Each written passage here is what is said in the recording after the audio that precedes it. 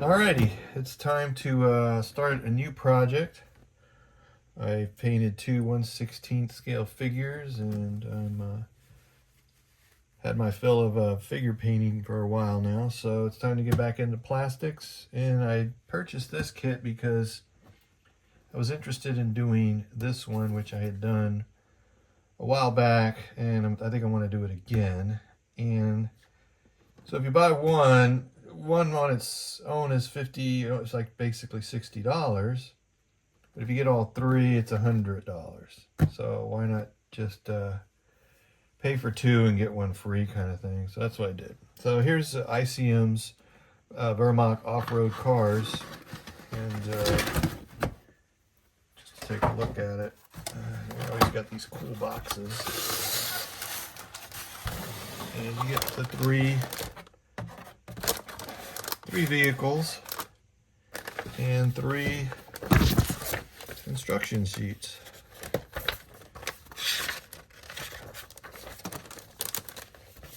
So got the Horch 108 Type 40, the one I think I'm gonna do. I don't know, it's a toss-up between that one and and this one here, the L1500A KFZ 70. I'm going to do one. I want to trick out the engine on the other one. And the last kit you get is the PKW KFZ1. These are all Horch. And I learned that Horch is a guy's last name, and I looked it up. So these vehicles are just after his last name, who was the inventor of these vehicles in Germany. So more on that later. So anyways, I'm going to pick out one of these to build here, and I'm still going to think about it. We get 3 packages, and each package has the kit. And everything looks really, really good in it. No flash whatsoever. And see what the decals are. I have some decals maybe inside all these things here somewhere, but I'll have to take a look. But yeah, that's what I've got. So well, here's some decals for this one. So they must be in the instructions. And yeah, this one here, I actually found a photo of this one. So we'll see. This one looks kind of cool too, with some camo. I don't know. We'll have to see how it goes, but that's the next project. So let me pick which one and let's get at it. Okay, I've decided to work on the Horch L15A KZ70. It's the largest vehicle of the 3 in the box. It's one I've never done before. I've only done one in the box, and so I'm going to do this one. And my plan is to detail the engine. So I had to look for references. So you can see at the beginning of the video the references I've pulled up so far. So let's get at it and start building this kit. The first interesting thing I come across, I see these beams here, supports for the frame, and I'm looking trying to look at all these sprues and look, and it's really funny because you never really think of a part on the end like that, but they're right there on the end of the sprues. Isn't that interesting? First time.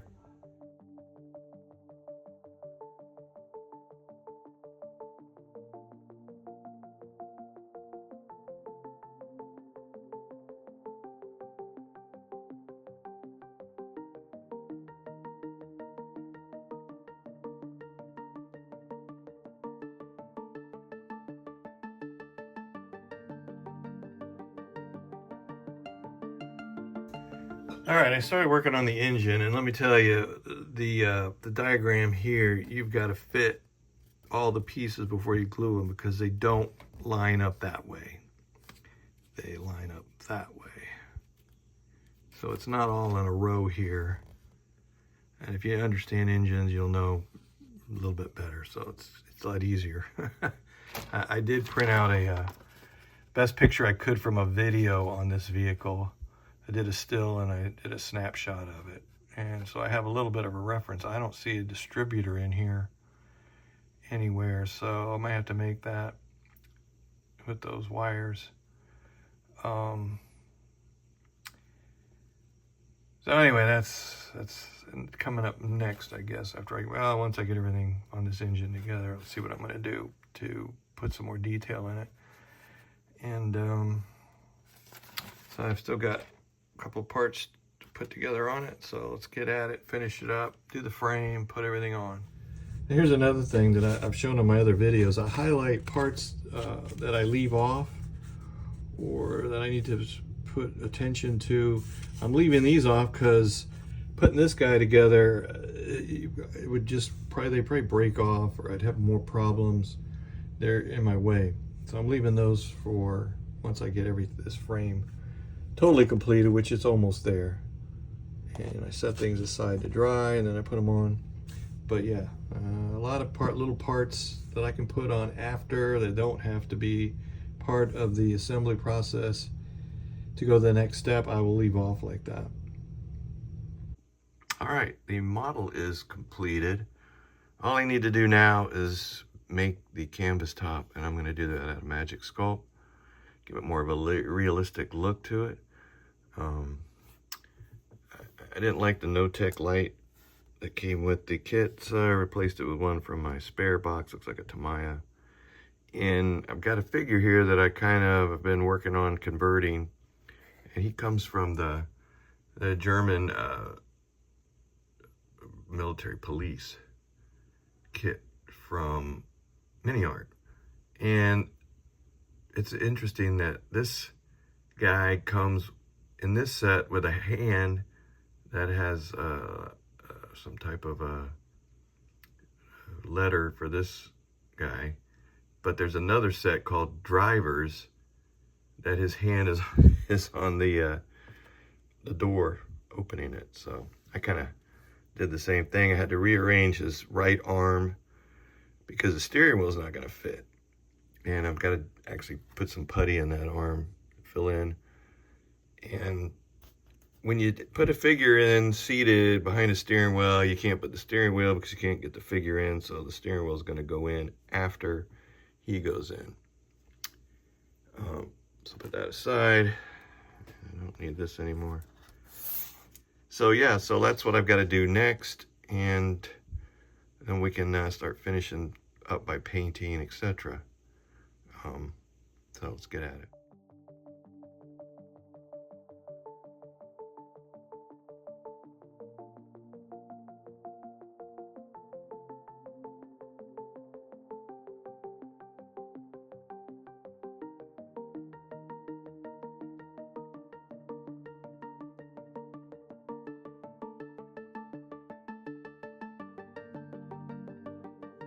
All right, the canvas top is all done with the Magic Sculpt. It's all hard, and I'm getting ready to paint it. I think I'm gonna go by one of my step-by-steps on another Horch type vehicle that I built. I'll show you guys that, and get in the process here of painting and weathering and finish it up. So the couple other things I did do is I added a, you can see it, a wire with the small gauge. I can't zoom in here, hold on. There it is. The small gauge solder I used to make a wire for the light. Run it in there, and then the wires for the windshield wipers that plugged in right there, and reference photo, so I've got that done. So anyway, let's start painting. Okay, everything's sprayed flat black, and you can spray it whatever you want, whatever paint you want to use for this step. Primer, I actually use black in a can. Flat black I've been using forever. It's fast and it's stays on really well. So it's my primer for sure for Panzer Gray, and I'm gonna kind of, as I said, use one of my older step-by-steps on this one. So, and I've also painted the figure here, just primed them with Mr. Surfacer Gray primer. So that's that so far. Next step is going to be highlighting this vehicle now with Panzer Gray. I'll probably hit it with 2 different shades of Panzer Gray. I'll hit it with a base Panzer Gray and then just lighten it up a little bit just to bring out some highlights and details. These lights, not lights, but these things here on the side are so delicate. The plastic is so small. I'm always so worried about breaking that off, or these indicator bars here. Just so I've broken them off many times. So let's see how this one goes. Let's get at it. Alrighty, so what all I did here was spray the Panzer Gray.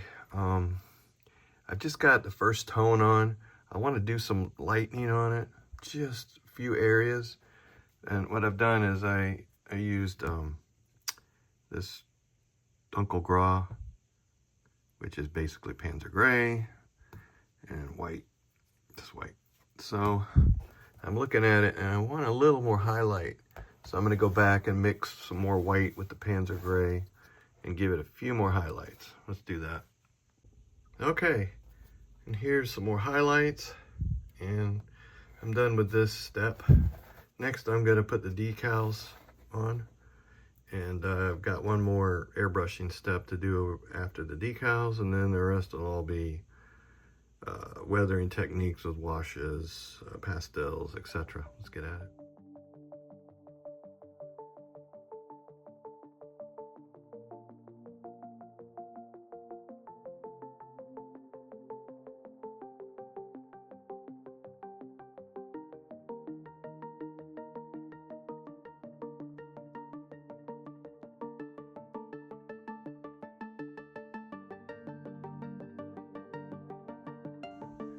All right, the markings are on, and what I did after they dried completely, I oversprayed them with Tester's Flat, and that seals them. Now I can start doing some weathering over them. I used to, you know, really a lot of times put the decals over the weathering, and it looks like, well, wait a minute, they painted these perfect markings over the vehicle already been in use and weathered. So now I try to always weather over the markings. So the next step I'm going to do is do like a thin filtered, I guess it would be called a filtered overspray, just on the bottom underneath it, and just around the bottom, the wheels along the bottom here, to give it another tone, an earth tone that transitions a little bit from driving over the roads. And the figure I sprayed with field gray, German field gray of World War II. And then oversprayed him with basic skin tone, just from the top, just to get the highlights on there. And I can also paint the face and see the details. And I'll just paint this guy all in acrylics. One figure is easy to paint in acrylics, so I'm going to do that. I've got some Tamiya markings to do for insignia and stuff on them, so let's get at it. Okay, we're at the stage where I've got pretty much all the airbrushing done. Actually, it is all done. I used Russian tan here, and I just mixed it really thin with water and just sprayed the bottom like this. Kept going back and forth until I built up exactly what I wanted. As I said, I thinned it down a lot with water, and I went underneath really a lot too. So that gives it that running down the dirt roads in the Ukraine, wherever, probably Ukraine. And so I'm going to weather the rest of the weathering over it. It gives it some other tones. I don't want everything one color. You know, we've already done the highlights. Now we've done this. So yeah, this is exactly how I want it, and I haven't broken any of the little parts yet. I can't believe it. So far so good. Let's keep our fingers crossed and let's keep at it. All right, for the windshield glass, before I actually start weathering and painting details like the shovels and the seats and stuff, the kit glass plastic is thick, and I have this acetate sheets that are really thin, and I just cut it out of that, and it's a lot thinner. So I think it's going to look a lot better. So I'm going to put those in and then start painting the shovels, the seats, the little details that I actually have a color besides Panzer Gray. Let's get at it. Okay, I've got the tools painted and the seats. So that's done. I'm gonna do the weathering, and then after the weathering, I'm gonna paint this canvas top with oil paints. I like doing it with oils. It really gives it a different texture, and it sets it apart from the rest of the vehicle, so it's not the same look, and it gives it that cloth effect. So next steps, weathering. Okay, we're going to start probably one of the most important steps in weathering an armored model, and that's a wash. And I've used some Turpenoid odorless thinner here, and got it set aside. I've got some burnt umber artist oils in this little container, and I've got white, blue, and yellow. I'm thinking about doing the dot technique where you put some dots and then blend it in. I'm going to do a little bit of that after the wash has dried. So let's get at it. What I do is I kind of wet the vehicle with clean Turpenoid where I want the wash to go. Then I put some Turpenoid in here, get some of the oil paint into the Turpenoid, and kind of create either a strong or lesser wash within this to put on in mostly the cracks and crevices, that kind of stuff. So let's get at it.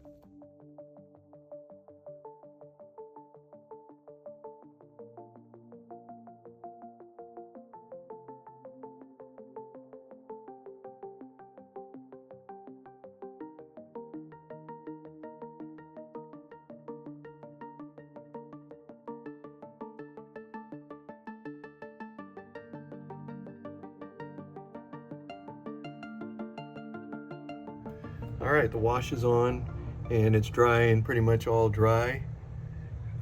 Put some heavy wash on the floor in there and places where it's definitely going to be weathered. It kind of stains this matte finish where I want it to stain it, and it kind of leaves a good weather effect besides going into the cracks and bringing out the details. As you saw, I turned the model on its side to do the wheels, and that way it doesn't just drip down to the very bottom. I want it around those bolts.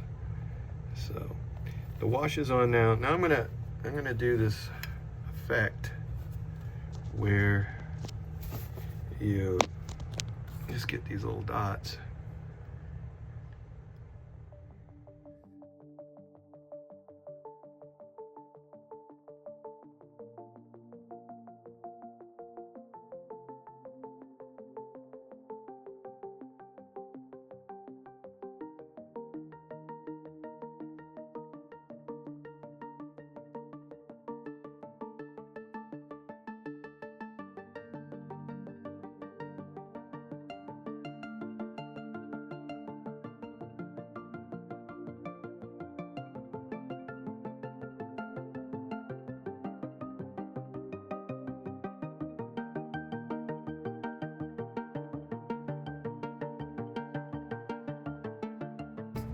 All right, so then once I've got some of these dots on, I get the clean Turpenoid here and just work them in.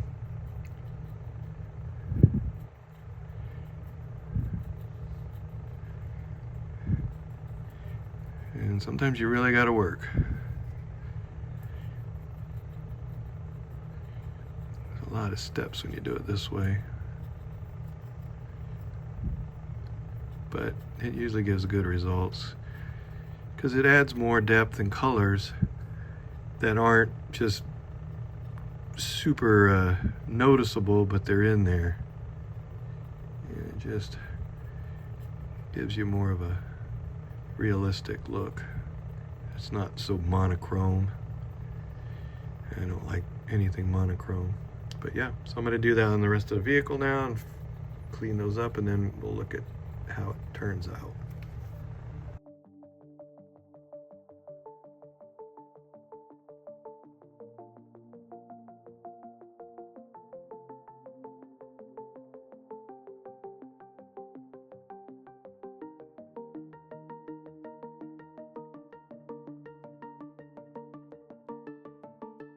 All right, so what I've got here is I got the yellow, white, and blue, mixed it with the burnt umber, so that way I got this green, olivey, dark color. Now what I'm gonna do, instead of highlighting it like I normally would, because it's artist oils, I'm just gonna tap in these pastels. And what I did is I mixed a light and a dark yellowish ochre color together, and I'm going to use this later on in the weathering on the vehicle, but right now I'm just going to dab it in like this. And I did this to weather the SS Soldier that I just completed the video on. So what I'm doing here is just tapping this stuff in, and that's gonna finish it up, highlight it, and make it actually look like cloth. Once it's dry, you'll see.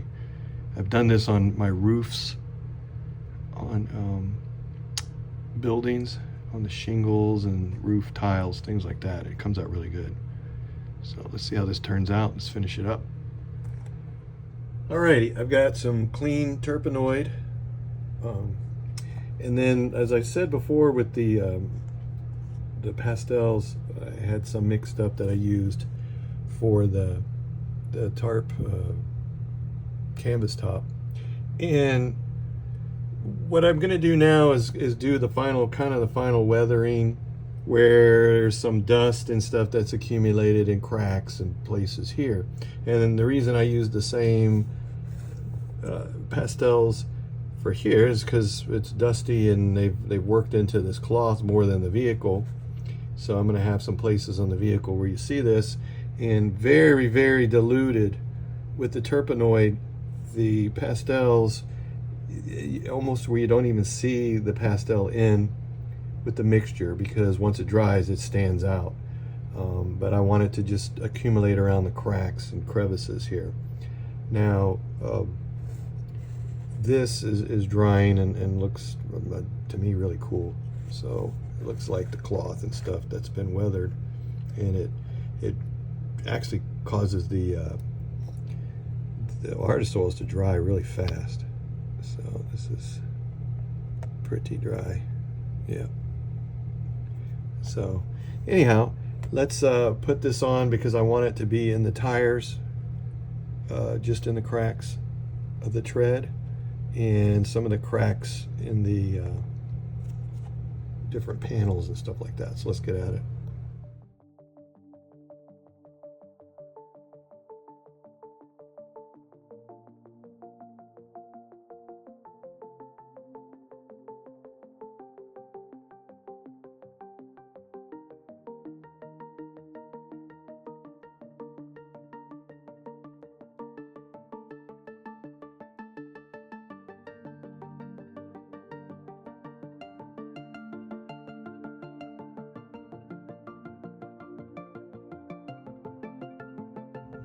All right, look at the effect that gave it. So it just made like a filter of dust when it dried. And as you can see, I barely used any. And you know, there's places here in the front where it's still drying, but it starts showing up like that. And I think that's pretty cool. I've used it back here. It's still drying here a little bit. And I got some dots here from the artist oils. You can still see a little bit some of the white dots, and you know, I think what happened is I put the oil paints on a piece of cardboard and it sucked all the linseed out, and I've never done it that way. And I probably should have put some turpenoid on first and then the dots, so they wouldn't have stuck into the matte finish so much, but it's okay. So now what I've done is I've really mixed up a lot of turpenoid in here to make a dirty mixture of the pastels. And what I'm going to do now is put this on the tires to get just inside the treads and the cracks. And this will dry, you know, you'll just barely see it in the cracks. If you put too much, it comes out terrible.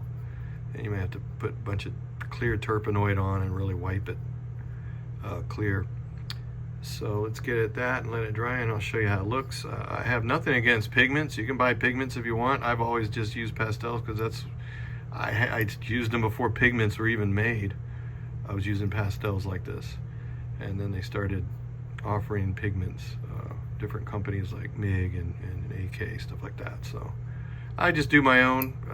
I have the artist oils, talked about it before. It's the same thing as a pigment, and you can put different drying mediums in here if you want, but these dry fine, and you know, I'm not gonna rub them off if they stay on there. I'm not gonna play with the model, so it always looks well. So let's get at it and finish this this vehicle up. All right, here you can see that I've actually put the wash on the tires, and you don't see anything, right? So let's let this dry, and then I'm going to show you what it looks like once it's dried. Just a dirty looking turpenoid mess there. Let's let it dry. All right, so as you can see, the pastels have dried, and they just dried in the cracks there. Now, if you want more, just do another pass over it, which I might do another pass over this one, and you'll get more in the cracks. But it's better to start off a little bit, because if you put too much, then you really got a mess. And if you do too much, you could probably get like a Q-tip or a brush and put some turpenoid and keep wiping it off. But that's what I want. I just want a subtle effect of some stuff in the cracks of the tires. Let's finish it up. Okay, the pastel wash is dried, and you can see it just fell into the cracks. Like I said, the more you put pastels in with the mix, the more you're going to see it stain the area that you put it. I've done this also with dry pastels. Just if you've seen any of my other videos, I've put them into the tires, just brushed them in and then rubbed it off. It just gives a different type of effect, of a more dustier look than a more dried on, caked on dirt kind of effect this way. So you can pick whichever way you want to do it. And as you can see here, the pastels have dried where the steps are, where the troops step into the vehicle. So I've got stuff there where the pastels are in the cracks, and you can see it's discolored it. And but the tires, yeah, I can wipe some of that off now if I don't want as much.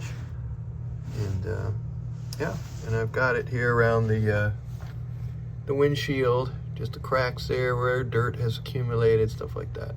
So I'm trying not to weather over the top. I try to, unless I'm actually doing a vehicle that's in the mud, or a certain situation that's, the photo is really dusty or muddy or whatever, I try to weather it where you can see it's weathered, but not, you know, tons and tons of mud and stuff stuck all over the place.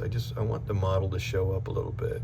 Not to say that you know, heavily weathered models don't look good. It's just I prefer seeing a little less weathering on them, even though I feel like mine is pretty weathered here. So, but you can see where the pastels have dried in a kind of a dusty, dirty effect there.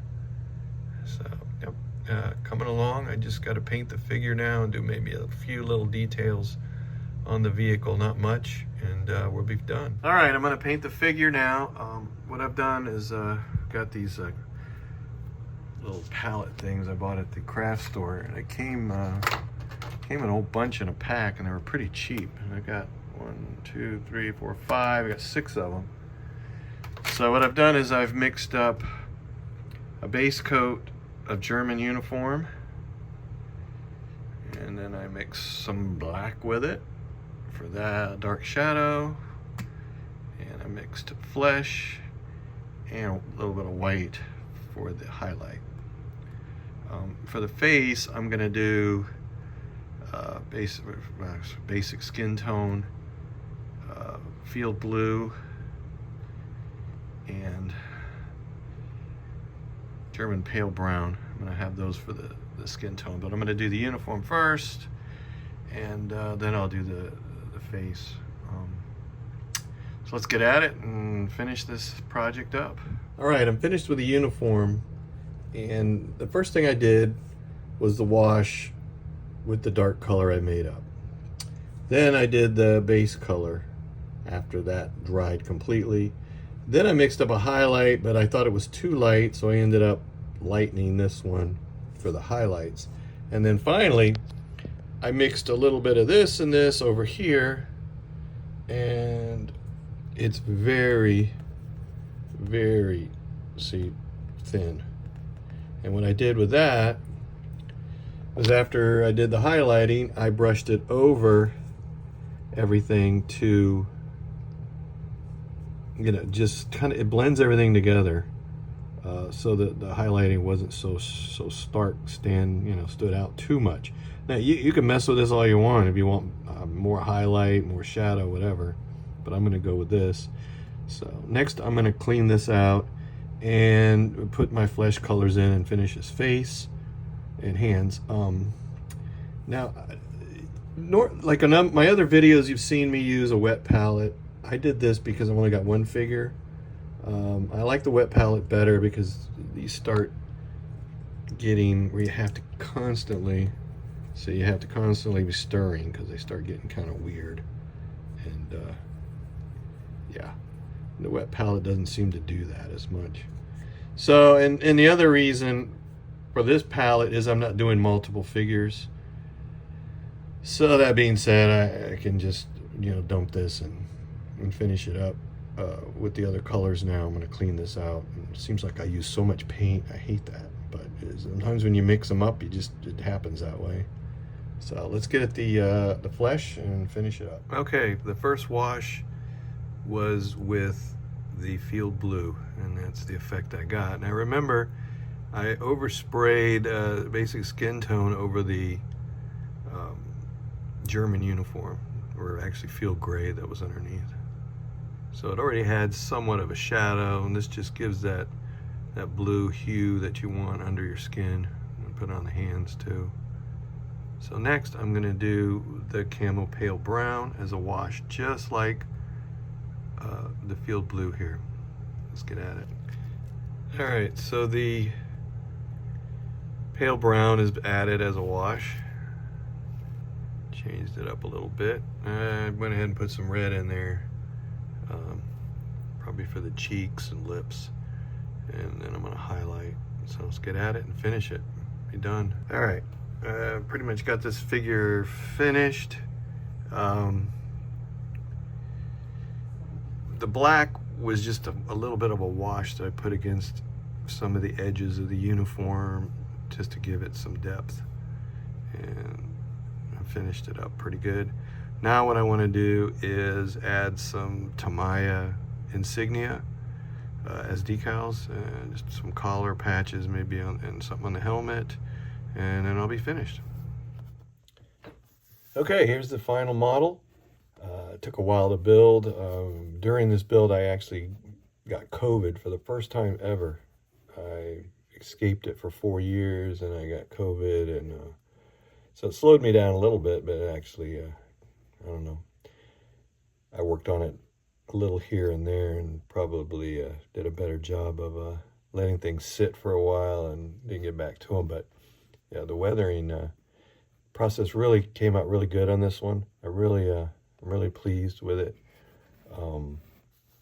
As I said before, it's weathered, but not as heavily weathered as I see a lot of models with mud all over them. And like I said, if that's what you're called to do as part of your diorama or a photo you're trying to match and has mud all over it, then yeah, go for it. But this one I wanted to just show off the model and weather it enough to make it look really realistic. And the figure painted well enough to looks pretty decent in there. So the acetate for the glass, a lot better. You really can't see the wires too much that I added for the windshield wipers and this light over here. And you know, this light looks like it was something done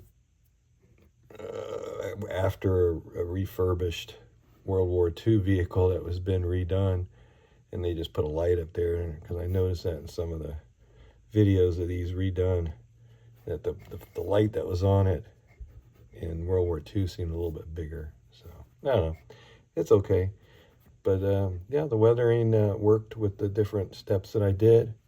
Always remember, start off a little lighter, and you can always go heavier with weathering.